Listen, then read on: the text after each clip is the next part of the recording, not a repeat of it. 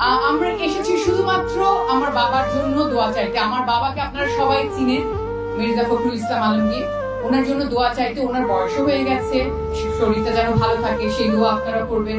উনি এবার তার জীবনের শেষের দিকের নির্বাচনগুলোর মধ্যে একটিতে আছেন, সেজন্য আপনারা দোয়া করবেন। এবং আপনাদের কাছে দোয়া চাওয়া ছাড়া আর কিছু নেই। দোয়া মানে কিন্তু ভোট।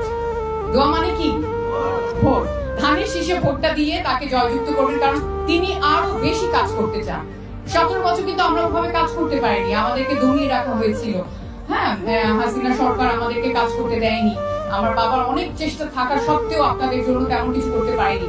এখন সময় এসেছে, উনি কাজ করতে চান আপনাদের জন্য, আমার ঠাকুরগাকে আরেক জায়গায় নিয়ে যেতে চান, এবং সেজন্য তার সাথ আপনাদের জন্য দরকার।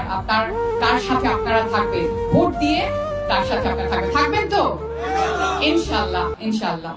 ধন্যবাদ সবাইকে।